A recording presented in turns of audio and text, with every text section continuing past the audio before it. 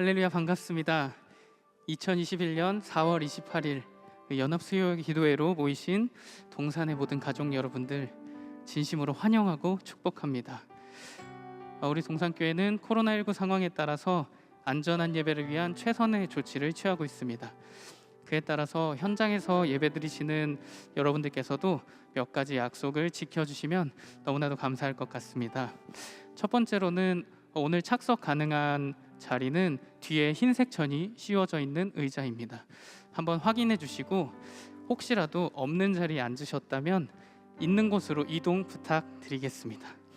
두 번째는 지금 착용 중인 마스크는 모든 예배가 마치고 집으로 귀가하는 그 순간까지 정확하게 착용해 주시기를 부탁드리겠습니다. 그리고 마지막으로는 예배를 마친 후에는 잠시 대기해 주셨다가 안내해 주시는 목사님의 안내에 따라서 안전하게 퇴장해 주시면 되겠습니다. 이 자리에 나오신 그리고 온라인으로 특별히 지금 학교 예배당에서 함께 하시는 모든 분들 그리고 서로에게 자신에게 우리가 이렇게 격려하고 싶습니다. 가능하시면은 거리가 있지만 서로를 좀 바라보시면서 이렇게 한번 격려해 보겠습니다. 하나님께서 당신의 삶을 밝게 비추실 것입니다. 아멘. 우리가 그 마음으로 주님의 빛으로 살아갑시다. 아멘. 우리 지금 세상이 아무리 어둡고 험해도 하나님께서 주님의 빛으로 우리를 밝게 비추시니 우리가 그 빛을 받아서 하나님의 빛으로 살아갈 수 있습니다. 아멘.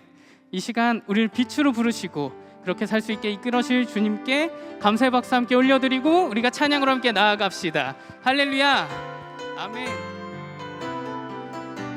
우리 박수하시면서 내 영혼의 햇빛 비치니 내 영혼의 햇빛 비치니 주 영광 찬양해 이 세상 어떤 빛보다 이 빛 더 빛나네 주의 영광 빛난 광채 내게 비춰주시옵소서 그 밝은 얼굴 배울 때 내 영혼에 노래 있으니 내 영혼에 노래 있으니 주 찬양합니다. 주 귀를 기울이시사 다 듣고 계시네 주의 영광 빛난 광채 내게 비춰주시옵소서 그 밝은 얼굴 배울 때 나의 영혼 내 영혼의 봄날 되어서 영혼의 봄날 되어서 주와 함께 하실 때 그 평화 내게 깃들고 주 은혜 꽃피네 주의 영광 빛난 광채 내게 비춰주시옵소서 그 밝은 얼굴 배울 때 나의 영혼 4절입니다. 내 영혼에 희락이 내 영혼에 희락이 있고 큰 소망 넘치네 주 예수 복을 주시고 또 내려주시네 주의 영광 빛난 광채 내게 내쳐주시옵소서 그 밝은 얼굴 배울 때 나의 우리 4절로 한 번 더 찬양합시다. 내 영혼에 희락이 있고 영혼에 희락이 있고 큰 소망 넘치네 주 예수 복을 주시고 또 내려주시네 주의 영광 빛난 광채 내게 내려주시옵소서 그 밝은 얼굴 배울 때 나의 영혼 주의 영광 빛난 광채 주의 영광 빛난 광 내게 비춰주시옵소서 그 밝은 얼굴 배울 때 나의 영혼 주의 영광 주의 영광 빛난 광채 내게 비춰 주시옵소서. 그 밝은 얼굴 배울 때 나의 영혼 기쁨. 우리 전심으로 다시 한번 찬양합시다. 주의 영광 주의 영광 빛난 광채 내게 비춰 주시옵소서. 그 밝은 얼굴 배울 때 나의 영혼 기쁘다. 주의 영광 주의 영광 빛난 광채 내게 비춰 주시옵소서. 그 밝은 얼굴 배울 때 나의 영혼 기쁘다. 주께로 가까이 주께로 가까이 주께로 가오니 나의 갈 길 다가도록 나와도 행하. 주께로 가까이 주께로 가까이 주께로 가오니 나의 갈 길 다가도록 나와도 행하소서. 나의 갈 길 다 나의 영원하신 기억 생명보다 귀하다. 나의 갈 길 다가도록 나와도 나의 영원하신 기억 나의 영원하신 기억 생명보다 귀하다. 나의 갈 길 다가도록 나와도 행하. 주께로 가까이 주께로 가까이 주께로 가오니 나의 갈 길 다가도록 나와도 세상 북이 아니람과 세상 북이 아니람과 모든 명예 버리고 험한 길을 가는 동안 나와도 주께로 가까이 주께로 가까이 주께로 가오니 나의 갈 길 다가도록 나와도 모든 골짜 지나가며 모든 골짜 지나가며 험한 바다 건너서 천국 문에 이르도록 나와도 주께로 가까이 주께로 가까이 주께로 가오니 나의 갈 길 다가도록 나와도 주께로 가까이 주께로 가까이 주께로 가오니 나의 갈 길 다가도록 나와도 주께 가까이 주께로 가까이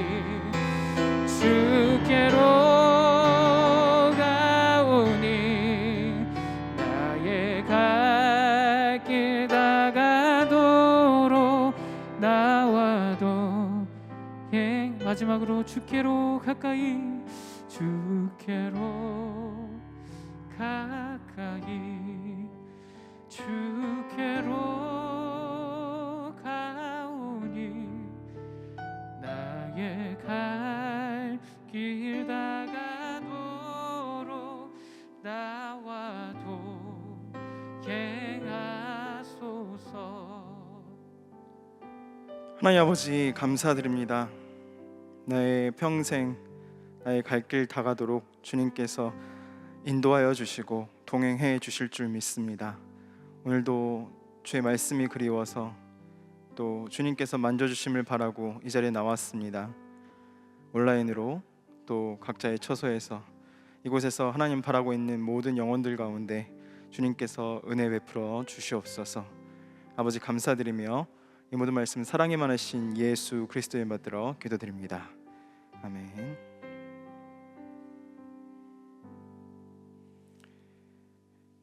오늘 우리에게 주신 하나님 말씀은 요나서 4장 9절에서 11절까지 말씀입니다. 구약 성경 요나서 4장 9절에서 11절까지 말씀, 제가 가진 성경으로 구약 1290페이지에 있습니다.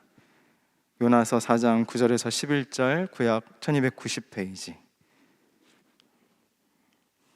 말씀 짧으니까 함께 같이 읽도록 하겠습니다. 하나님이 요나에게 이르시되 네가 이 박농쿨로 말미암아 성내는 것이 어찌 옳으냐 하시니, 그가 대답하되 내가 성내어 죽기까지 할지라도 옳으니이다 하니라.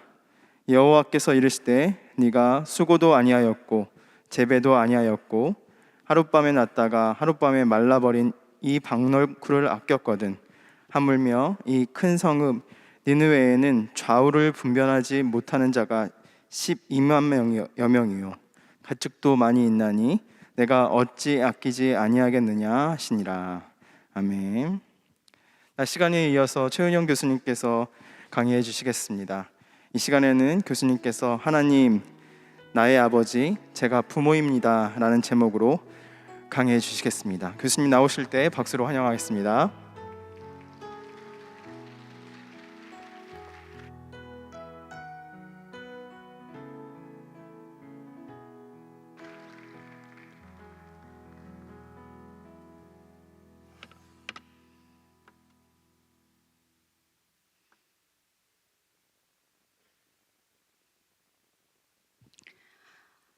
네, 여러분 반갑습니다. 특별히 이제 저녁 시간에 굉장히 지치고 힘드셨을 텐데도 하나님의 전이 그립고 말씀이 그리워서 이렇게 피곤한 몸을 이끌고 여기까지 예배당까지 오신 여러분들, 또 수요일 저녁 시간 댁에서 지금 유튜브를 통해서 이 예배에 참여하시는 여러분들 모두 너무 반갑고요. 제가 안산 동산교회에 대해서는 좋은 소문을 여러 가지를 들었습니다. 그런데 오늘 처음 와봤어요. 와서 여러 성도분들을 뵙고 교회에 대한 이야기를 들으니까요, 이런 생각이 들었어요. 하나님께 제가 교회를 두고 기도하던 것 중에 한 가지는, 하나님, 이 땅에 좋은 교회가 생겨서 그 좋은 교회가 생긴 그 자리로 사람들이 이사를 좀 가게 해주세요. 좋은 학교가 생기고 좋은 공원이 생기면 사람들이 그리로 이사를 하잖아요. 그런데 안산 동산교회가 이 자리에 자리를 잡고 저는 이 좋은 교회에 오기 위해서 많은 성도들이 집을 옮겼을 것 같은 생각이 드는 거예요. 여러분들 한 40여 년 이렇게 교회를 일구시고 섬기시고 여기까지 하나님과 동행하시는 것 참 축하드리고, 또 저를 이렇게 부르셔서 말씀을 전할 기회를 주셔서 감사합니다. 오늘 저는 하나님, 나의 아버지, 제가 부모입니다. 하나님, 나의 아버지, 제가 부모입니다. 이런 제목으로 여러분들하고 이야기를 나누고 싶습니다. 안산 동산교회에 지난주 주일 설교 예배를 제가 참석했어요. 왜냐하면 여러분들하고 인사를 나누고 싶고 여러분들의 영적인 분위기가 궁금했어요. 지난주에 그래서 김성겸 목사님의 주일 설교를 들어보니 제목은 내가 친히 가리라 라는 제목으로 말씀하셨고요. 이스라엘 백성들이 잘못을 거듭하지만 하나님께서 그 낮은 자리까지 성막에까지 찾아오시고 회막문에서 이스라엘 백성들을 만나 주셨다는 이야기였어요. 그래서 목사님께서는 두 가지를 강조하시더라고요. 첫 번째는 기억나세요? 하나님을 만나는 자리는 낮아지는 자리다. 하나님을 만나기 위해서는 높이 올라가면 만날 수가 없다. 왜냐하면 하나님이 우리가 있는 곳까지 내려오셨기 때문이다. 또 하나는 이런 말씀을 해주셨어요. 하나님을 만나는 자리는 영과 진리의 자리이다. 영에서, 진리에서, 장소의 개념으로 말씀하시면서 성경에서 이야기하는 진리라는 것은요, 여러분 기억하시죠? 목사님 강조하신 거, 진리는 하나님의 신실하심이다. 하나님의 신실하심이 성경에서 이야기하는 진리다. 이렇게 우리에게 말씀을 전해주셨어요. 여러분, 하나님이 여러분의 신실하신 아버지십니까? 아멘. 하나님은 우리의 아버지 되십니다. 또 여러분, 하나님은 여러분의 왕이십니까? 예, 하나님은 우리를 다스리시는 왕이십니다. 제가 오늘 아침 시간에는요, 하나님의 그 신실하심이 드러나는 부분을 성경에 반복되는 언약의 이야기로 말씀을 드렸어요. 그런데 오늘은 이 시간에는 그 하나님의 신실하심이 드러나는 대목을 성경을 관통하는 여러 가지 주제 가운데 하나님 나라, 천국의 관점으로 잠깐 소개를 해볼까 해요. 여러분, 우리가 가정 그러면 이런 이야기를 제가 들어본 적이 있어요. 가정, 미리 맛보는 천국. 들어보셨나요? 네, 저는 그 말이 참 좋아요. 우리의 가정은 우리가 하늘나라 가기 전에 미리 맛보는 천국이어야 된다. 미리 맛보는 천국이면 좋겠다. 그런데 여러분, 지금 우리가 코로나 시대를 사는데 가족이 또 가정에서 식구들과 지내는 게 천국 같은 느낌이 드세요? 아니면 아멘, 여러분 가정 너무 행복하고 좋으신 거죠.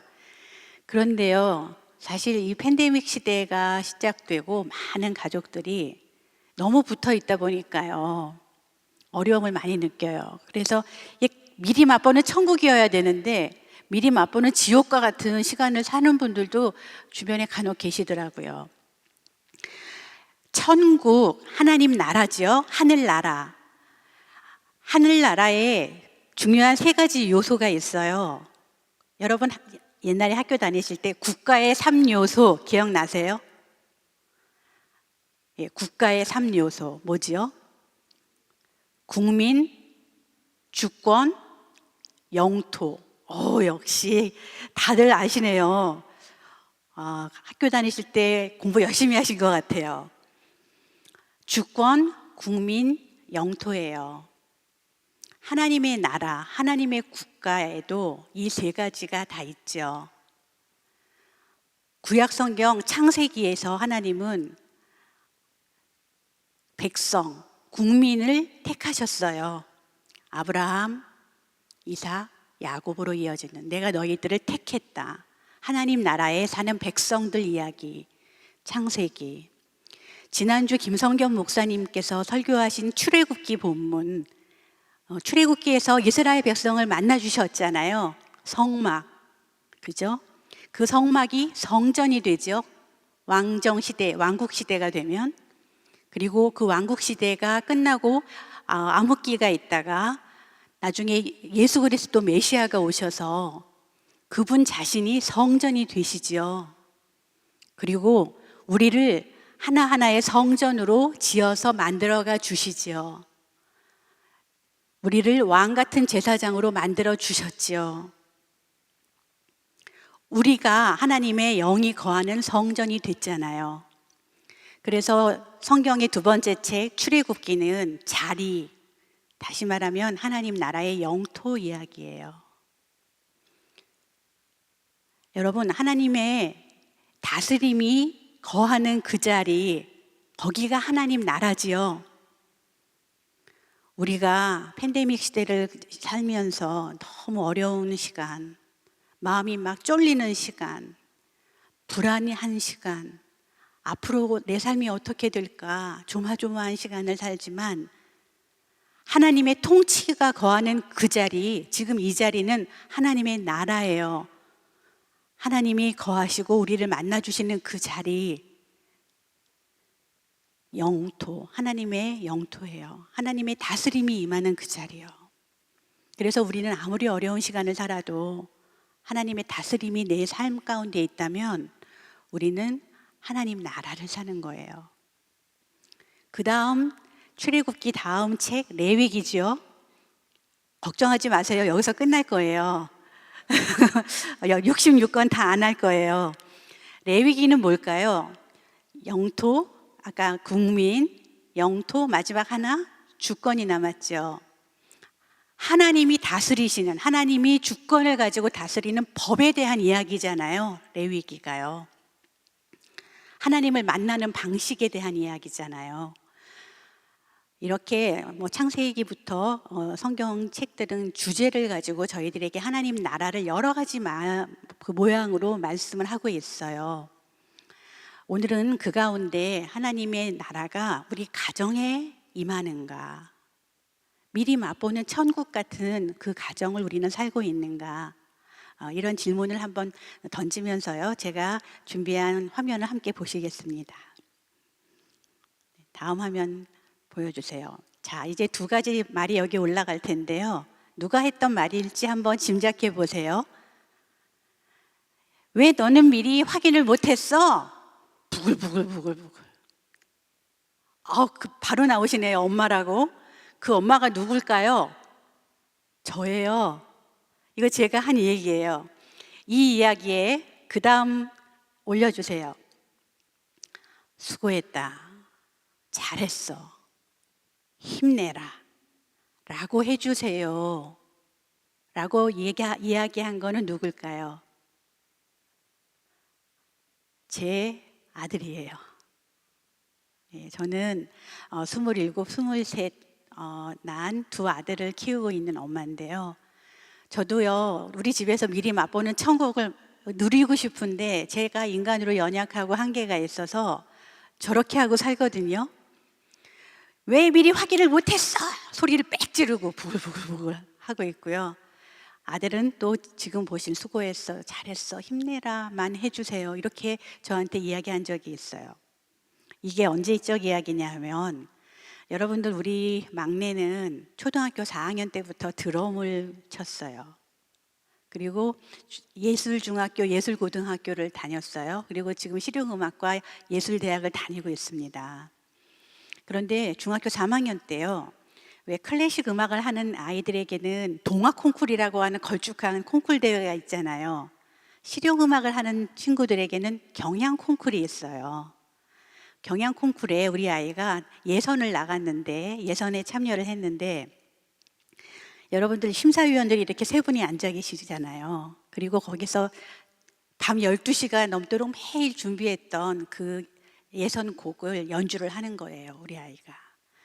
그런데 어떤 일이 벌어졌냐면, 여러분 여기 드럼 세트가 있지만 중간에 이 베이스 드럼이 있죠. 그리고 이 베이스 드럼은 발로 쳐요. 발로 페달을 밟아서 이 페달이 다리가 북을 때리는 거예요. 그런데 자, 이제 이민재 군 그리고 우리 둘째가 이제 들어왔어요. 자리에 앉았는데 연주가 시작된 지 10초가 되지 않아서 이 베이스 드럼이 날아가 버린 거예요. 이 페달이 날아가 버린 거예요. 이렇게 밟았는데 저리로 가버렸대요. 예선 끝나고 나와서 저한테 하는 얘기예요. 그래서 너무 당황을 해서 쫓아가서 그 떨어진 이 페달을 가지고 다시 열심히 맞췄대요. 그리고는 다시 연주를 시작하려고 툭 밟기 시작하는데 이제 그만. 시간 다 된 거예요. 제대로 한번 쳐보지도 못하고요. 그 중요한 그렇게 열심히 준비했던 콩쿨 대회 예선을 그렇게 마치고 들어왔어요. 제가 기다렸다가 그 얘기를 듣고 아이를 태우고 집으로 가는 차 안에서 그 얘기를 한 거예요. 어떤 느낌인지 아시겠죠? 여기 뚜껑 있는 대로 다 열렸겠죠? 너는 왜 그걸 미리 확인을 못했어? 이렇게 소리를 지르고 있는 엄마의 마음 안에는 여러 가지 사랑이 들어있어요, 사실.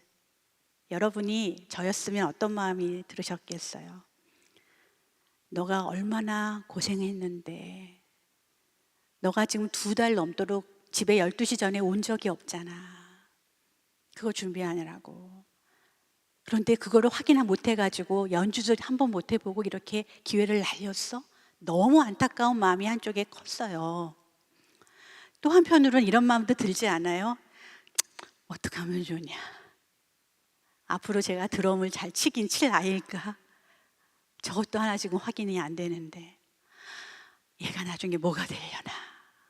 이런 걱정도 우리는 아이를 사랑하는 부모이기 때문에 마음에 들지 않습니까? 그러면 우리는 화가 나요. 그리고 소리를 지르게 돼요. 제가 운전을 하면서 계속 아이한테 뭐라고 하면서 너는 왜 그랬던 거야? 막 소리를 빽빽 지르고 있는데 우리 아이가 평소에는 조용하거든요. 큰 소리를 내는 아이가 아니에요. 그런데 뒤에 앉아 있다가 갑자기요, 큰 소리로 엄마 제발 좀 그만하세요. 그러는 거예요. 엄마 제발 좀 그만하세요. 그 말에 제가 이제 얘가 소리를 안 지르던 애인데 소리를 지르니까 깜짝 놀라서 이제 말하던 걸 멈췄죠. 그 다음에 뭐라 그러더냐면 엄마 지금 이 상황에서 누가 제일 속상하겠어요? 누가 제일 힘들겠어요? 이렇게 묻는 거예요. 성도 여러분, 누가 제일 속상할까요? 그 콩쿨 대회 열심히 준비하고 망쳐버린 제 막내 아들이 제일 속상해요. 저는 제일 속상한 사람을 앞에 앉혀놓고 그렇게 제 성질을 내고 있던 거였죠. 제가 정신이 돌아왔어요. 그래, 네가 제일 속상하겠구나. 그리고는 차를 운전해서 집에 돌아와서 방에 이제 들어와서 한잠 자더라고요. 너무 힘드니까. 그리고 깨서 식탁으로 나와서 한 얘기가 2번째 이야기예요. 엄마, 앞으로 제가 입시 3년을 더 해야 되는데 앞으로 3년 동안은 엄마는 이 얘기만 해주세요. 그게 뭐였죠? 잘했다. 수고했어. 힘내라. 잘 될 거야. 그 얘기만 자기한테 해주면 고맙겠대요. 여러분, 이 이야기는 우리 집에서만 일어나는 이야기는 아닐 거예요. 여러분들은 자녀분들하고 어떻게 대화를 나누십니까? 오늘 저의 말씀의 앞부분은 그 집콕 시대라고 하죠. 우리가 지금 코로나 시대를 사니까 이 코로나 시대에 자녀들과 어떻게 소통하면 좋을까 하는 이야기를 전반부에 말씀드릴 거고요. 그 다음 후반부는 우리가 읽은 본문 중심으로 우리가 하나님과는 어떻게 대화를 나눌까.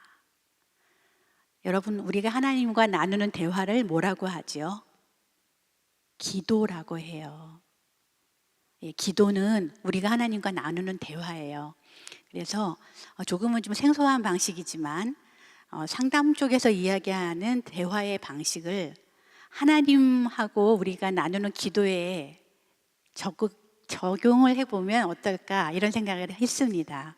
그래서 뒷부분은 요나서를 중심으로 말씀을 전하도록 그렇게 하겠습니다. 자, 다음 화면 보여주세요.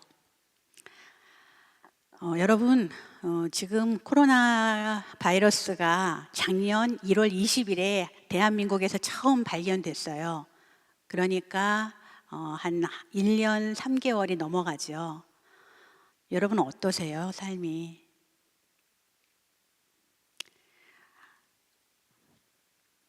수입도 우리는 많이 줄고 사람들도 못 만나고 어쩔 수 없이 가족들끼리 붙어 있어야 되고 여러 가지 어려움들이 큽니다.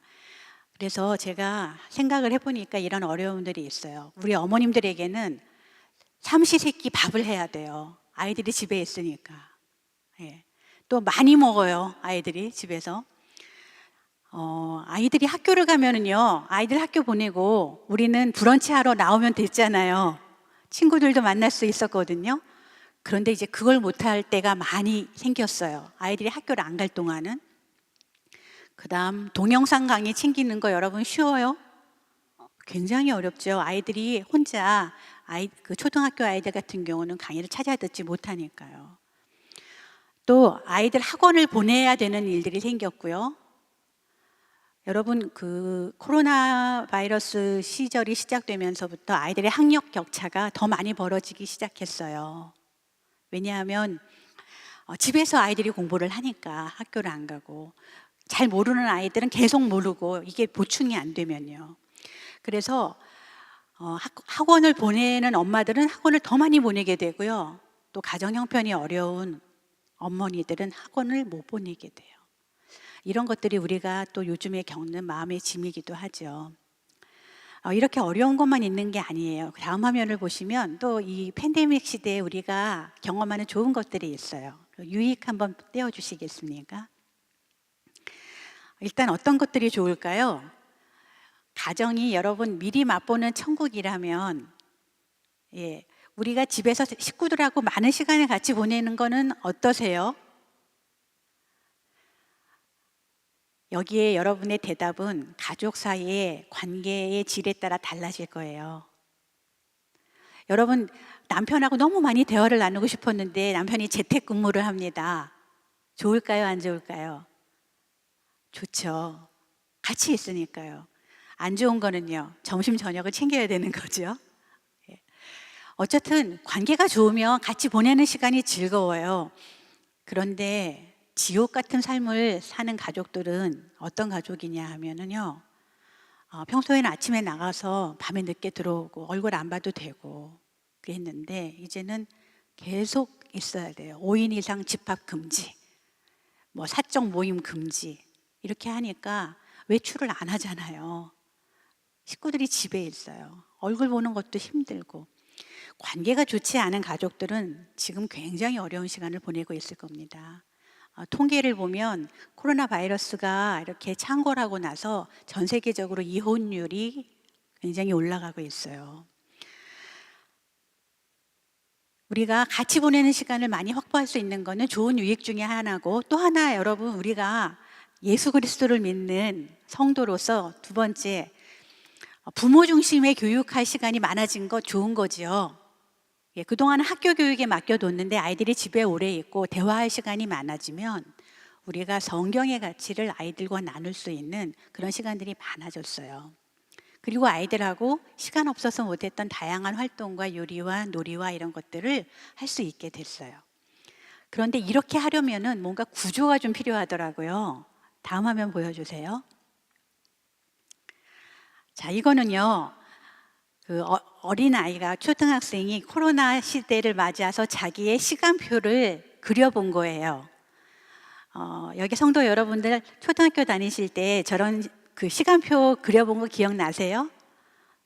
네. 이렇게 코로나 때문에 일상이 무너져 있을 때는요, 집안에서 서로 시간 규칙을 잘 세우는 게 필요해요. 그래서 서로가 서로의 삶을 예측 가능해야 되죠. 지금 몇 시니까 누구는 뭘 하고 누구는 뭘 하겠구나. 지금 몇 시니까 누구는 뭘 하고 누구는 뭘 하겠구나 하는, 서로가 삶이 예측 가능하도록 집안의 시간표가 필요합니다. 그 다음 화면 한번 보여주시겠어요? 집에 있는 시간이 또 많아지니까요, 집안의 공간 분리가 필요합니다. 여러분 지금 저 화면에 보시면 어린아이가 책장도 앞에 놓여 있고 그 텔레비전도 크게 앞에 놓여 있고 놀잇감도 보이고 하죠. 그리고 이 아이 옆으로는 식탁도 있고 소파도 있을 거예요. 집이 좁거나 집이 넓거나 집안의 식구들이 다 같이 모여 있는 시간이 늘어나기 때문에 집안에서 공간 분리를 시간 따라 여러분들이 해주시는 것이 도움이 되죠. 그래서 어떤 때는 지금 저 텔레비전 앞에 공부하는 시간이다. 그러면 아이는 같은 공간에서 공부를 할 수도 있지만, 앞에 시간표에 이제 노는 시간이다 돼 있으면 저 공간에서 아이는 신나게 놀 수 있어야 돼요.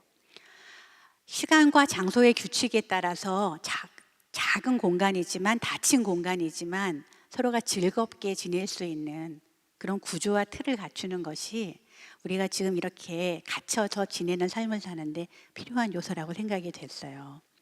다음 화면 보여주시겠습니까? 특히 아이들이 어리잖아요. 초등학생 자녀들과 대화를 나눌 때는 뭐가 필요한가? 뭐 시간도 내고 분위기도 만들어야 되지만 대화를 하는 방식이 다양해질 필요가 있답니다. 대화를 놀이로서 할 필요가 있다고 얘기를 하죠. 놀이로서의 대화 중에 어떤 것들이 들어있냐면, 여기가 여러분 어느 한 공간을 분리해서 여기가 우리 독서 클럽 하는 자리야. 우리 지금부터 독서 클럽 놀이를 해볼까? 그리고 아이들하고 모여가지고 책을 읽고 토론하고 하는 일들을 놀이처럼 한번 해보는 거죠. 독서 클럽 놀이. 또 식탁의 어느 한 공간에는 아무개네 카페 이렇게 뭐 하나 이렇게 적어 놓고요. 거기서는 카페 놀이를 하는 거예요. 카페 놀이라는 건 뭐예요? 야, 우리 차 한 잔 마시는 놀이 해볼까? 어른들은 이렇게 잘 노는데. 그리고 아이들은 코코아 한 잔 타주고 어머니 커피 한 잔 타시고 같이 음료수 마시면서 두런두런 자연스럽게 카페 놀이에서 시작된 대화를 해보실 수도 있다고 해요. 제가 재밌게 본 거는 여행놀이예요. 여행놀이랑 연결되는 건 뭐냐면 여기 무거운 짐 들고 왔다 갔다 하기 이거예요. 아이들한테 요즘 여행을 못 가잖아요. 그러니까 자기 배낭에다가 이것저것 싸가지고 이렇게 메고요. 어느 침실로 가는 거예요. 어느 방으로. 자, 우리가 여기 여행지에 놀러 왔네. 그리고 무거운 거 갖다가 다 클러놓고 여행 기분을 내면서 여행지에서 나눌 수 있는 그런 대화를 시작을 해보는 거죠. 이렇게 해서 우리가 어린 자녀들과 대화를 나눌 때는 너무 무겁게 시작하는 것보다는 이렇게 놀이처럼 얘기를 해보는 것도 좋다고 합니다. 다음 화면 주세요. 그러면 분위기도 만들어지고 이제 대화를 시작을 하려고 하는데 어떻게 이야기를 나누면 좋을까요? 무엇이 대화를 대화답게 만들까요? 다른 질문으로 제가 드리면 대화가 아닌 건 뭘까요? 그러면 우리가요 어떤 현상을 정확하게 알기 위해서는 그게 아닌 것을 구분해 나가다 보면 그것이 뭔지가 분명해지는 경우들이 있지 않습니까? 그것처럼 지금 제가 소개해드리는 것은 이렇게 하면 대화가 아니다 하는 거예요. 성도 여러분, 그 가족 치료라고 하는 의사소통 가족 치료라고 하는 어떤 특별한 이론 가운데 이런 이야기가 있어요. 여러분이 화면에 보시는 1, 2, 3, 4가 부정이 되면 대화가 아니라고 해요. 먼저 대화가 아닌 것부터 우리가 살펴보려고 하는 거죠. 첫 번째는요, 말하는 사람을 부정하면 대화가 안 돼요. 두 번째는요, 듣는 사람을 부정하면 대화가 안 된답니다. 또 세 번째는요, 전달하는 내용을 부정해도 안 되고요. 네 번째는 대화의 맥락, 상황을 부정해도 안 된답니다. 그러면 대화를 대화답게 하는 거는 뭐겠어요? 저 네 가지. 말하는 사람, 듣는 사람, 전달하는 내용, 또 대화가 이루어지는 맥락, 이것들을 다 존중하고 인정할 때 대화는 비로소 대화답게 된다는 거죠. 자, 그래서 지금부터 이제 연습 문제를 같이 풀어보도록 하겠습니다. 여러분 자녀들이 중에 이제 엄마, 나는 화가가 되고 싶어요. 그림 공부를 해보면 안 될까요? 라고 중학교 2학년 딸이 이제 이야기를 하기 시작했어요. 그런데 여러분은 그거 끝도 없는 그림, 돈도 많이 들고 공부나 하지. 이제 이런 마음이 있어요, 엄마한테. 그럴 때 둘이 앉아서 대화를 한다면 어떻게 대화가 진행이 될까요? 따님이 여러분한테 와서 이렇게 말해요. 엄마, 나는 화가가 돼볼까 해요. 진로를 의논하자는 거예요, 따님은. 그런데 이렇게 말하죠. 엄마가 1. 말하는 사람, 내가 말하는 사람인데 나를 부정하는 거예요. 그림 그려서 밥은 먹고 산다니? 이렇게 말을 하는 거예요.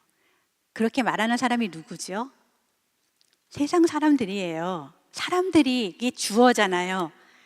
근데 내가 지금 말을 하고 있는데 나는 싹 숨어버리고요. 사람들이 말하는 걸 가지고 와요. 이렇게 되면 말하는 사람이 부정이 돼요.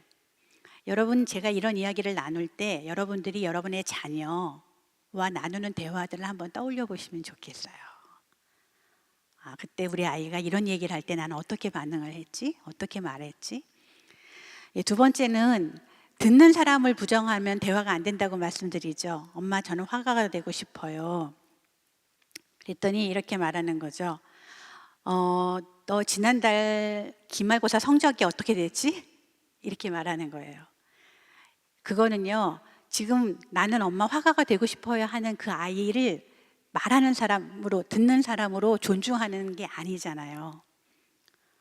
나는 진로를 얘기하고 싶은데 왜 성적 얘기를 하시냐는 거예요. 그 다음에 대화의 내용도 그러면 부정이 돼요. 엄마, 저는 화가 그림 공부를 할까 봐요. 그랬더니 지난달 성적은 어떻게 돼? 이거는 뭐예요? 내용 자체를 엄마가 듣지 않은 거죠. 더군다나 진로를 같이 고민해 달라고 하는 따님의 마음도, 대화의 맥락도 다 부정한 거예요. 그러면 여러분, 어떻게 하면 좋은 대화가 되는가? 다음 화면 주시면 대화의 방법이 나와 있어요. 대화가 대화답게 되려면 세 가지 단계가 필요한데요. 첫 번째는 들은 이야기의 재진술과 내 느낌 전달이에요. 자, 따님이 엄마, 나는 화가가 되고 싶어요. 그림 공부를 할까 봐요. 1단계, 재진술과 내 느낌 전달. 근데 성도 여러분, 이 1단계가 제일 어려워요.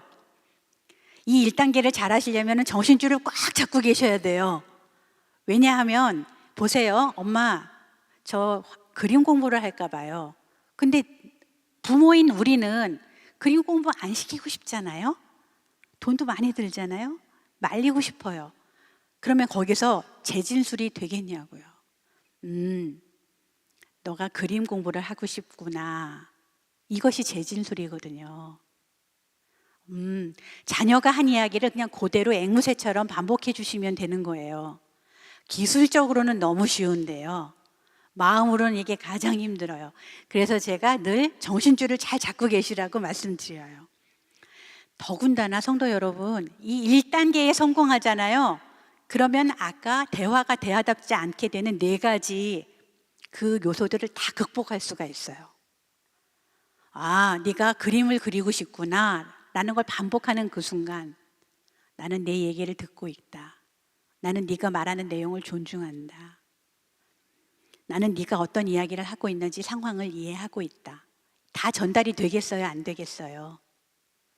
분명하게 전달이 되거든요. 그래서 1단계가 제일 중요해요. 근데 제일 어려워요. 자, 네가 그림 공부를 하고 싶구나. 재진술을 한 다음에 여러분의 느낌을 표현해 주시는 거죠. 그 얘기를 들으니까 내가 좀 당황되네. 그 이야기를 들으니까 내가 조금 좀 불편한 느낌이 드네. 여러분도 여러분 느낌을 조금 전달하시는 거죠. 그 다음 단계는 뭐냐면요, 공감이에요. 엄마, 그림 공부를 하고 싶어요 라고 말하는 아이의 마음을 여러분들이 읽어주시는 거죠. 그동안 네가 그림 공부를 하고 싶었는데 말을 못해서 많이 답답했겠구나. 그 얘기를 엄마한테 못해서 좀 서운했겠구나. 그런 아이의 마음을 읽어주시는 거예요. 두 번째가 공감. 그 다음 세 번째 단계는 모든 대화는 사실은 좋은 그 협약책, 뭐라 그럴까, 타결책 이런 것들이 있어야 되죠. 그래서 부드러운 협의와 요청. 아, 네가 화가가 되고 싶어서 그림 공부를 하고 싶은데 그러면 엄마가 어떻게 도와주면 좋겠니? 그리고 너가 그림 공부를 하기 위해서는 내가 부탁하고 싶은 건 성적은 이 정도는 좀 유지를 해주면 좋겠어. 양자 간에 서로 부탁하고 싶은 것들이 있잖아요. 그걸 구체적으로 꺼내놓고 이야기하는 단계가 마지막 단계예요. 여러분, 이거 이렇게 한번 들어보시니까 느낌 괜찮지요? 예, 이렇게만 되면 우리가 자녀들하고 이야기를 참 자연스럽게 할 것 같아요. 제가 조금 더 난이도가 높은 예를 하나 드려볼게요. 여기 아버님들이 많이 와 계셔요. 여러분은 자녀분들하고 관계 좋으실 줄 알아요. 그런데 혹시나 여러분의 자녀가, 아들이 이렇게 말하는 거예요. 어느 날, 아버지는 아빠도 아니에요. 난이도 높아졌죠? 아버지는 아버지도 아니에요. 이렇게 말했어요. 성도 여러분, 아버지는 아버지도 아니에요 라고 말하는 우리 자녀들의 마음 안에는요, 저는 좋은 아버지를 갖고 싶어요. 아버지, 제가 원하는 좋은 아버지가 되어주세요. 이런 바람이 들어있어요. 그럴 것 같지 않으세요? 정신 차리고 들으면. 그런데 우리 앞에서 아들이 아버지는 아버지도 아니에요 이렇게 이야기하면 우리는 갑자기 화가 나기 시작하죠. 예, 그러면서 이렇게 말하죠. 그러면 내가 아버지가 아니면 나는 누구냐? 이런 말도 떠오르고요. 또 당신은 아버지도 아니에요 그러면은 이런 말도 할 수 있죠. 첫 번째, 아까 제가 대화가 대화답지 않게 되는 것, 말하는 사람을 부정하는 거라 그랬죠. 이렇게 말씀하시는 거예요. 네가 아직 정말 나쁜 아버지를 못 만나봤구나. 네, 이렇게 말하는 거예요. 이거는 내가 지금 이 이야기를 하고 있는 게 아니라 세상 사람들이 그러는데 나 정도면 괜찮은 아버지래, 이런 말 아니겠습니까? 내가 화자가 안 되고 있는 거예요. 세상 사람들이 나 정도면 괜찮다는데 네가 아직 나쁜 아버지를 못 만나봤어. 말하는 사람이 부정돼요. 두 번째는 상대방을 부정한다고 그랬죠. 듣는 사람을. 이렇게 말하죠. 갑자기 이제 화가 나시니까 이 자식이 어디서 감히? 이렇게 말하게 되잖아요. 예. 이 자식이 어디서 감히? 그러면 말하는 사람 입을 닫는 거예요. 말을 못하죠. 자녀들은 그 순간부터. 듣는 사람을 우리는 부정하게 돼요. 그 다음 이제 또 우리가 내용이 부정될 수 있다고 그랬죠. 세 번째는 우리가 이 상황에서 또 어떤 얘기를 하게 돼요? 어디서 버릇없이, 이렇게 하게 되죠. 어디서 버릇없이. 지금 우리 자녀는 예의를 가르쳐 달라고 하는 게 아니에요. 버릇을 가르쳐 달라고 그러는 게 아니고요. 아버지는 정말 아버지도 아니에요. 이렇게까지 말을 뱉어낼 때는요, 우리 자녀들의 마음 안에 뭐가 있다고요? 아버지, 저는 정말 좋은 아버지를 원해요. 저는 아버지에게 원하는 것이 있다고요. 이 말이 마음 안에 있는 거예요.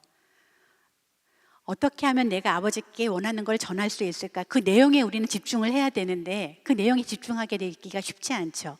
그러니까 어디서 감히 버릇 없이, 이런 얘기가 나오는 거예요. 성도 여러분들, 이 정도면 양반이죠. 그 다음에는 어떻게 하게 돼요? 아버지는 아버지도 아니에요. 화가 나죠? 그러면 어떻게 합니까? 가장 우리가 편하게 할 수 있는 거? 한 대 치는 거예요. 화가 나니까. 이건 뭡니까? 이 아이가 아버지한테 전달하고자 하는 모든 내용들, 이 상황, 대화의 상황 자체를 아버지가 다 부정해버리는 거예요. 아이를 한 대 때림으로써. 성도 여러분, 사실 당신은 아버지도 아니에요 이런 얘기를 면전에서 들으면 화 안 나는 아버지는 없어요. 예, 그렇기 때문에 1단계, 뭐가 가장 중요하다고요? 1단계, 정신줄을 잘 잡는 거예요.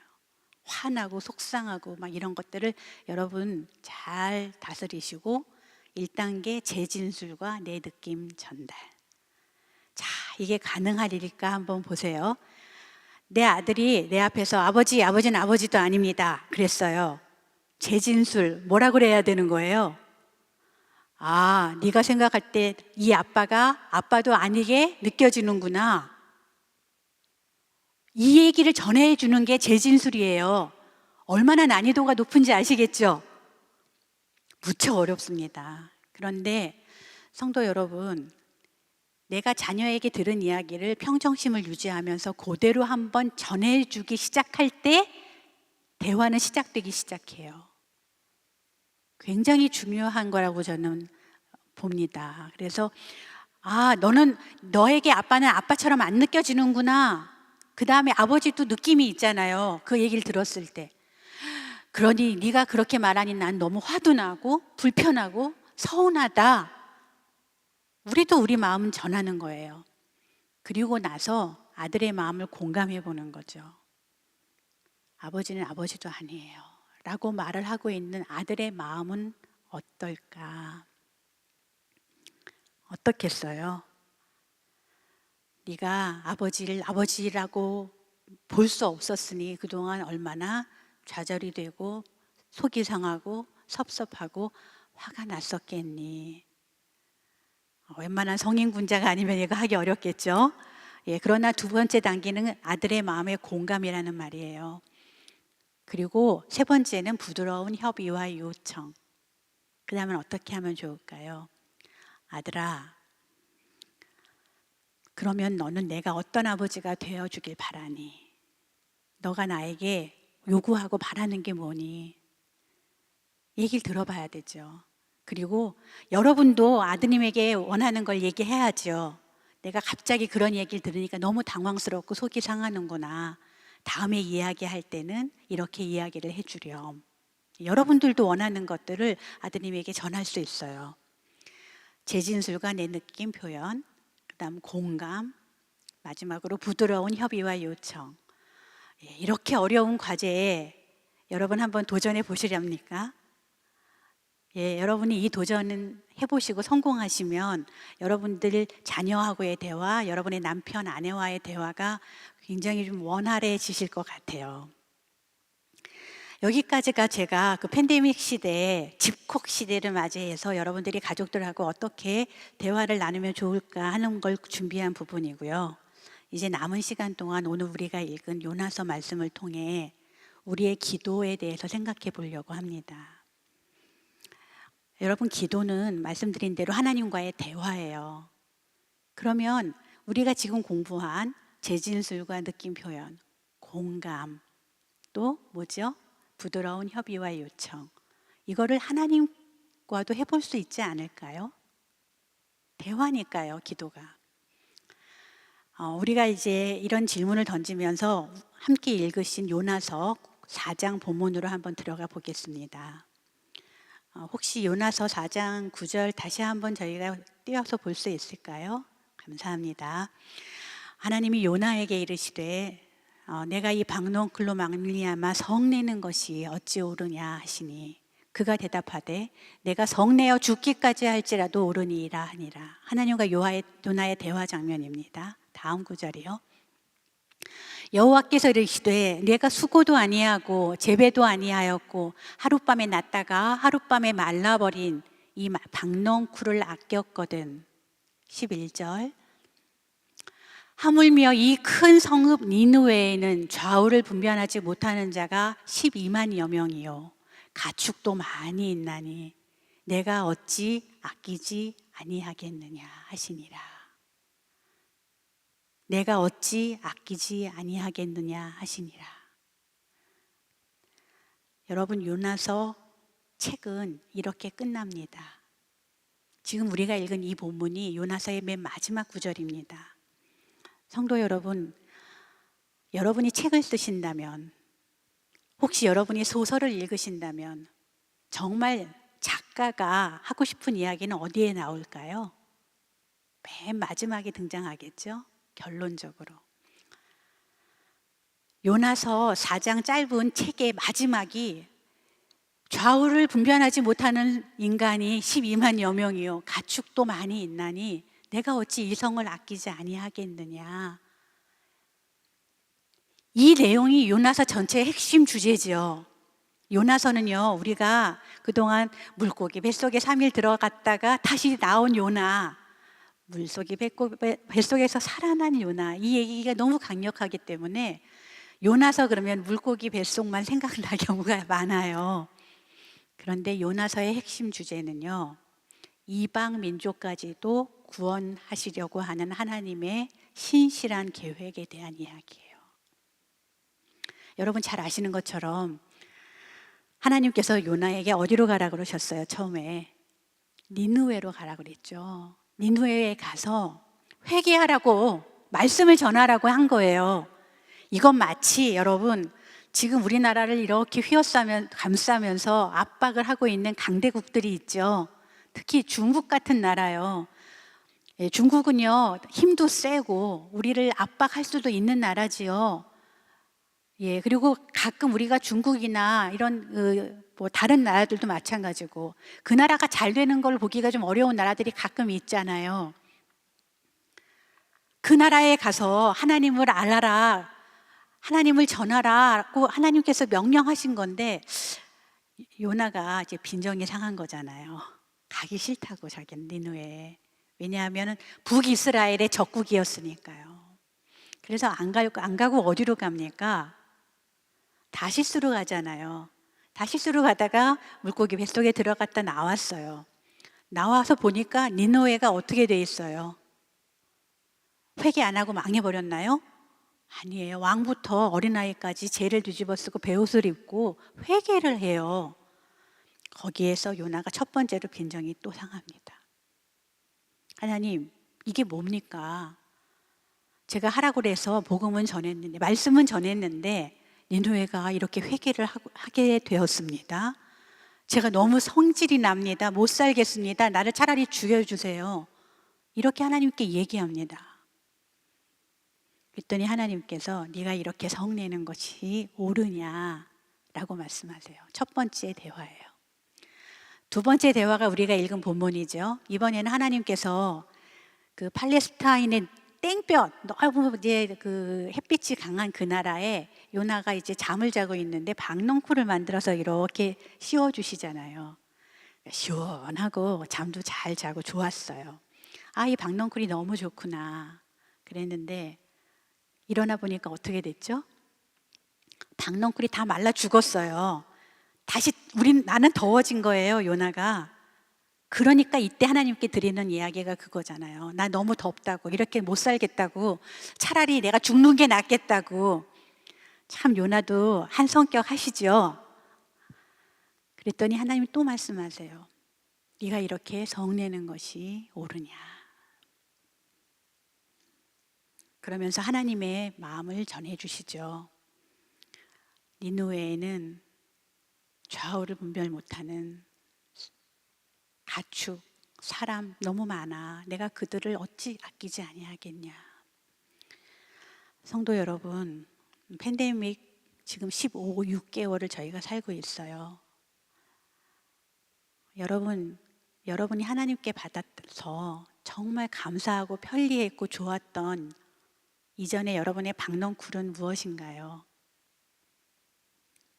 여러분이 몸담고 봉직했던 직장, 여러분이 돈을 많이 잘 모아서 장만했던 집, 여러분이 정말 열심히 가르쳤던 여러분들의 자녀들, 이런 것들을 보면서 우리는 감사합니다, 참 좋습니다 했을 때가 있었어요. 그런데 여러분, 그거 제가 이제 통계를 보니까요, 요즘에 청년들 있죠, 우리 자녀 세대들, 지금 20, 30대가요 대한민국 역사 이래 스펙이 가장 좋답니다. 가장 많이 배우고 가장 똑똑한 세대랍니다. 그런데 어떻게 됐어요? 직장이 없어요. 아이들이 일자리를 찾지 못해요. 많이 배웠으면 뭐해요? 일할 데가 없는데. 위로 올라가는 사다리가 다 끊어져 버렸는데 우리 자녀 세대 이제 어떻게 하면 좋아요? 대한민국이 박넝쿨처럼 의지하고 있던 것들이 코로나를 지나면서 많은 것들이 없어져 가고 있다고 느껴져요. 그러면서 여러분은 하나님께 어떤 기도를 드리십니까? 요즘 여러분의 기도는 무엇인지 궁금해요. 우리도요, 사람이니까 하나님, 이게 뭡니까? 정말 이렇게 많은 사람들을 죽이셔야 되겠습니까? 수 없는 사람들이 전 세계에서 지금 죽어가고 있잖아요. 하나님, 정말 사람들을 사랑을 하시기는 하시는 겁니까? 하나님, 너무 겁이 납니다. 우리에게 왜 이런 일을 일으키시는지 우리 너무 섭섭합니다. 이런 마음이 우리에게 들 때가 있어요. 그런데 여러분, 기도라고 하는 건 하나님과의 대화이고요, 우리가 하나님의 이야기를 듣는 방식은 말씀을 읽는 거잖아요. 요나서 말씀을 우리가 오늘 함께 읽었습니다. 하나님의 말씀을 들었습니다. 뭐라고 말씀하시죠? 내가 이 팬데믹 시대에도 너희들을 아낀다. 너희가 이 팬데믹 시대에 하루 났다가 하루 진 박넝쿨 때문에 그렇게 승질내고 힘들어하니?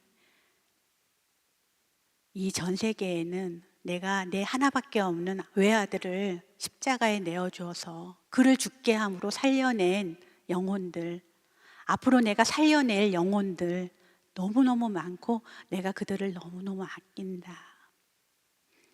하나님은 오늘 우리에게 그런 말씀을 주시는 거예요. 그러면 우리가 공부한 대로 한번 마무리를 해볼까요? 재진술과 우리의 느낌 표현. 재진술, 우리가 하나님께 재진술을 한번 해보죠. 어떻게 하면 될까요? 하나님, 지금 이런 상황 속에서도 우리를 아끼시는군요. 그런데 제가 그동안 너무 놀랬습니다, 하나님. 그런데 하나님, 제가 너무 섭섭했습니다. 그동안 제가 하나님 앞에서 입이 막혔습니다. 할 말이 없었습니다. 너무 속상했습니다. 우리도 하나님께 우리를 열어서 보여드려야 돼요. 서로 친한 사람들은요, 서로에게 많이 알려지는 사람들이랍니다. 우리가 상대에게 많이 나를 알리고 상대가 우리에게 많은 것들을 알려주면 우리는 친한 관계가 되는 거래요. 그래서 우리도 하나님께 우리 마음을 얘기할 수 있어요. 하나님, 인류를 이렇게 아끼시는군요. 그런데 저는 왜 이런 일이 일어나는지 이해할 수 없어서 답답했습니다. 너무 속상했어요. 너무 서운했어요. 우리 마음을 하나님께 얘기할 수 있죠. 두 번째 단계는 뭐죠? 하나님 마음의 공감. 공감이요. 여러분, 우리는요, 하나님께서 우리 마음을 알아달라고, 하나님 내 마음 알아주세요라고 공감을 하나님께 요청하기는 많이 해요. 하나님 왜 내 마음 모르시냐고요. 그런데 우리가 하나님의 아픈 마음을 공감하려고 노력해 본 적이 있나요? 우리가 하나님을 공감하나요? 좌우를 분별하지 못하는 사람이 12만여 명이요. 거기에는 육축, 가축도 많이 있나니 사람뿐만이 아니라 가축까지도 그렇게 아끼시는 하나님의 안타까운 마음을 우리는 공감하나요? 우리가 하나님의 마음을 정말 공감한다면 이렇게 말씀드려야 되겠죠. 기도 중에 하나님, 이런 상황에서 이런 일을 벌이시는 당신 너무 많이 안타까우시죠. 속상하시죠. 정말 너무 슬프시죠. 안타까우시죠. 우리가 하나님의 마음을 공감해야 돼요. 그리고 그 하나님의 마음을 공감한다면 하나님과 부드러운 협의와 요청 단계를 나아갈 수 있어야 되죠. 어떤 이야기를 할 수 있을까요? 하나님, 제가 하나님이 안타깝고 슬픈 마음을 압니다. 그러면 제가 하나님 무엇을 할까요? 하나님, 제가 이것을 하나님과 같이 하는데 하나님 저 어떻게 도와주시겠어요? 이것이 우리의 기도가 될 줄 알아요. 여러분, 하나님은 우리를 미리 맛보는 천국, 가족으로 부르셨어요. 그런데요, 제가 주변 가족들을 보고 교회들을 살펴보면요, 가족과 교회에 평화가 깃들지 못하면 아무것도 시작할 수가 없더라고요. 여러분, 한국 교회에 교회 분쟁이 얼마나 많습니까? 교회 사태들이 얼마나 많이 납니까? 분쟁하는 교회는요, 꿈을 꿀 수가 없더라고요. 여러분, 안산 동산교회 정말 너무너무 좋은 교회 여러분 다니시는 게 여러분들에겐 큰 축복인 줄 알아요. 여러분, 다투는 교회, 다투는 가족은 하나님의 꿈을 꿀래야 꿀 수가 없더라고요. 근데 여러분들은 이 교회 성도로 이 교회를 섬기시면서 얼마나 많은 일들을 이루셨습니까, 지금까지. 제가 깜짝 놀랐습니다, 오늘 이 교회에 와서. 우선 교회 구조가 파악이 안 돼요. 교회 건물이 여기도 있고 막 저기도 있고 막 이래서요, 한참을 헤매면서 이제 다녀야 되더라고요. 그러다 오늘 한 가지 안 게 있습니다. 건물은 크게 3개의 동으로 되어 있다. 그 다음에 한 동은 복지동이다. 깜짝 놀랐어요. 한 동은 행정예배동, 한 동은 교육동, 그리고 한 동은 복지동이다.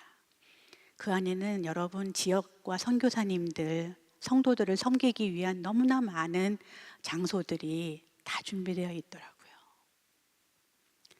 여러분은 안정적으로 교회를 일구셨고 관계가 좋으셨기 때문에 여기까지 오실 수 있었어요. 교회가 그랬던 것처럼 여러분의 가정도 마찬가지예요. 여러분의 가족이 편안하지 않잖아요.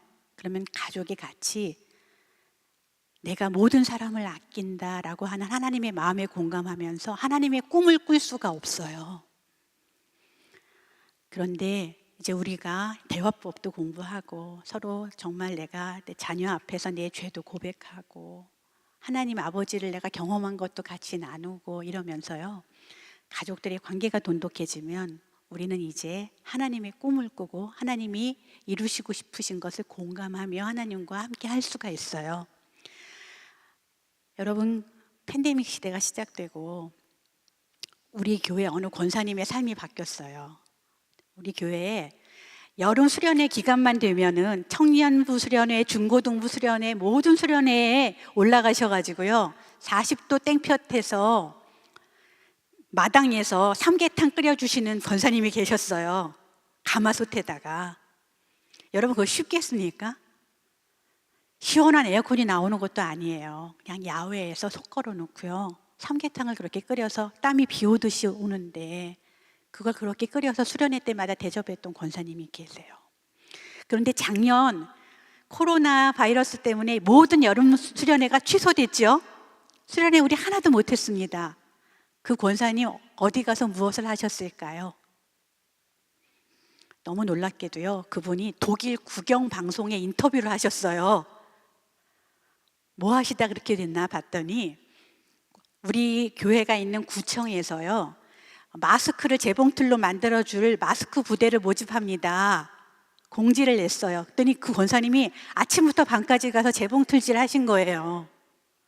마스크를 만들어 주시는데 너무 열심히 하시니까 그날 거기 취재해 왔던 독일 방송국의 기자분이 이분이 눈에 탁 들어와서 인터뷰를 하자고 하신 거죠. 그래서 그분이 독일 국영 방송국 TV에 막 나오셨더라고요. 성도 여러분, 그 권사님이 독일 방송국에 나왔다는 게 중요한 게 아닌 거 아시죠? 제가 드리고 싶은 이야기는 안산 동산교회가 또 우리 가족이 이 팬데믹 시대를 지나면서 한 영혼 한 영혼을 아끼는 하나님의 마음에 공감하고 그분의 뜻을 받든다면 지금 우리는 무엇을 하면 좋을까? 하나님, 우리가 무엇을 하면 좋을까요? 라고 하나님께 묻고 그때 여러분들한테 필요한 것들이 있죠. 그림 공부를 할래요 하는 아이들은 학원 보내주세요 할 거 아니에요. 하나님이 우리 아버지신데 우리가 입을 열어 다 구할 수 있죠. 하나님, 우리가 이 안산 지역에 코로나 때문에 밥을 굶고 힘들어하는 사람들이 있다면 우리 교회가 먹이게 저희에게 공급해 주세요 라고 우리는 이야기할 수 있어요. 그러면 우리가 하나님의 뜻을 따르기 때문에 하나님께서는 우리에게 풍족하게 쓸 것을 주실 거예요. 교회가 또 우리 가족이 요나에게 말씀하신 이 하나님의 말씀, 내가 너희를 아끼지 않겠느냐 하는 말씀에 공감하고 또 하나님과 같이 협의하면서 우리가 무엇을 할지를 같이 묻고 또 그 뜻을 따라 정말 이 지역을 축복하고 또 영혼들을 살리는 그런 하나님의 교회, 하나님의 가정이 되시기를 제가 주님의 이름으로 축복드립니다. 기도드리겠습니다. 하나님, 저희가 피곤한 몸을 이끌고 주님의 말씀을 들으러 이곳에 왔습니다. 방송으로 참여하는 분들, 또 현장에 오신 분들 한 분 한 분의 마음을 하나님 만나주시고 저희가 말씀을 읽을 때마다 이제는 하나님 마음의 귀를 기울이고 공감하게 도와주시고 저희가 입을 열어서 하나님께 자유롭게 부탁하고 또 하나님께 자유롭게 받을 수 있도록 하나님 이곳에 모인 한 분 한 분을 축복하여 주시옵소서. 하나님, 우리 아버지가 되어주셔서 정말 감사합니다. 당신이 있어서 든든합니다. 당신을 의지하고 어려운 세상, 힘든 세상을 우리 가족들과 잘 이기며 살아갈 수 있도록 주님의 힘과 용기와 지혜를 저희들에게 더하여 주시옵소서. 예수 그리스도 이름으로 기도합니다. 아멘.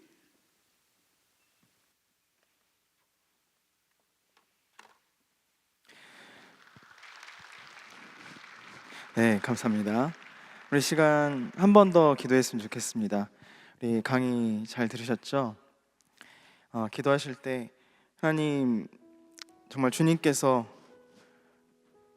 우리를 너무나 아낀다고 말씀해 주시는데, 우리가 혹시 가족과의 관계가 좋지 않아서, 우리 주변 사람들과 관계가 좋지 않아서 아버지가 꿈꾸는 꿈을 같이 꾸고 있지 못하지는 않은지 주님 불쌍히 여겨 주시옵소서.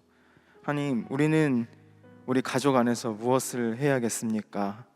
또 내 이웃과 무엇을 해야겠습니까? 주님 말씀하여 주시옵소서. 우리 그런 마음으로 같이 이 시간 하나님 아버지의 꿈을 같이 꾸게 하여 주시옵소서. 그런 마음으로 우리 가족을 생각하면서 같이 한번 기도하도록 하겠습니다. 기도하시겠습니다. 아버지께서 은혜 허락하여 주시기를 원합니다. 불쌍히 여겨 주시옵소서. 우리 가정 가운데서 정말 주님께서 꾸고자 하시는 꿈을 꿀 수 있는 아버지의 마음을 품는 가정 될 수 있도록 주님 긍휼히 여겨 주시기를 원합니다.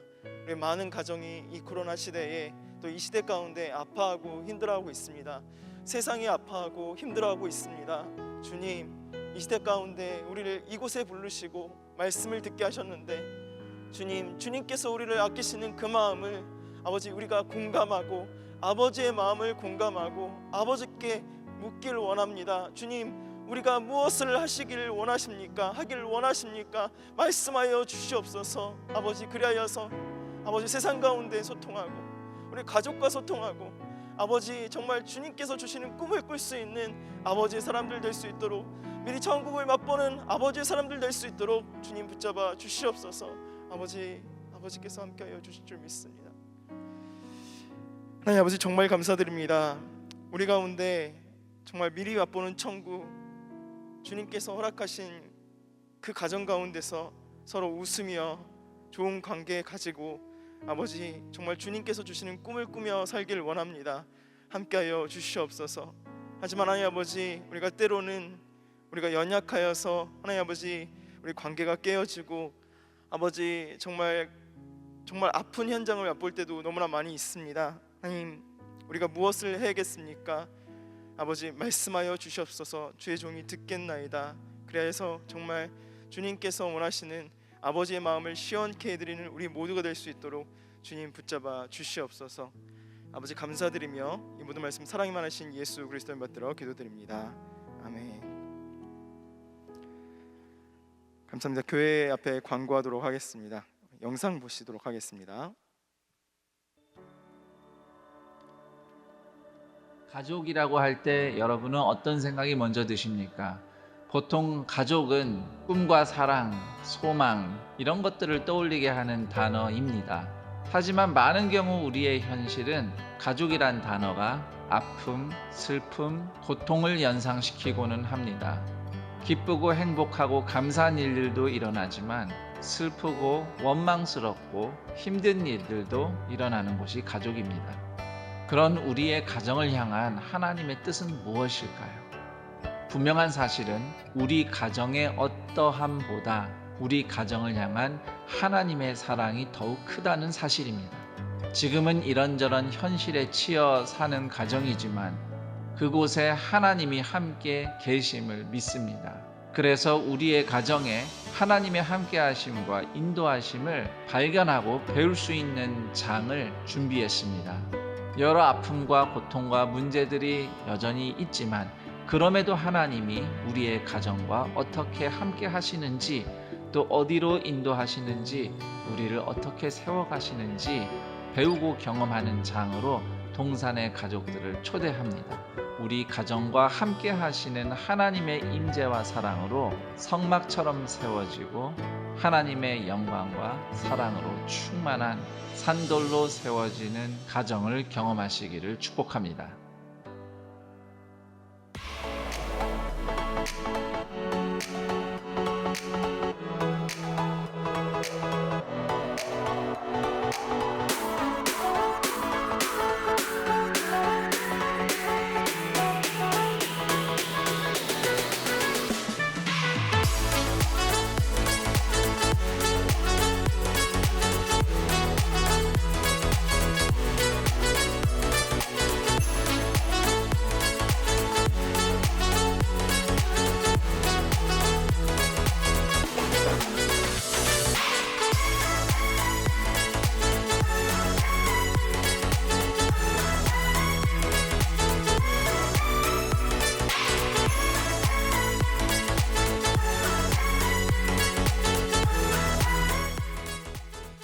패밀리 아카데미 안내입니다. 기초 과정과 심화 과정이 준비되고 있습니다. 기초 과정은 더 패밀리 성경적 가정의 의미 2021년 5월 20일부터 6월 10일까지 4주 동안 준비되고 있습니다. 수강 방법은 온라인 구글 클래스룸이고요. 매주 목요일 오전 11시에 개시됩니다. 등록 기간은 5월 2일 주일부터 5월 15일 토요일까지입니다. 등록 방법은 문자와 카톡을 통해서 셀 사역 훈련원으로 신청해 주시기 바랍니다. 등록비는 5,000원입니다. 심화과정 1, 2는 나가실 때 간지가 준비되어 있습니다. 자세한 내용은 간지를 참고해 주시기 바랍니다. 패밀리 톡톡 안내드리도록 하겠습니다. 오늘 강의를 해주신 최은영 교수님과 여러분께서 설문해 주신 내용을 가지고 낮 시간에 우리 예배 마치고요, 저녁 시간 전에 중간에 영상을 찍었습니다. 그래서 그 영상이 셀사역 훈련을 통해서 패밀리 톡톡을 통해서 소개될 텐데요. 많은 기대와 시청 부탁드립니다. 산돌 성경 읽기 시즌 3 역사서 안내입니다. 4월 26일 월요일부터 7월 17일 토요일까지 역사서를 하루 3장씩 읽습니다. 온 성도가 함께하는 성경 읽기를 통해 산돌로 세워지는 은혜를 풍성히 누리시길 바랍니다.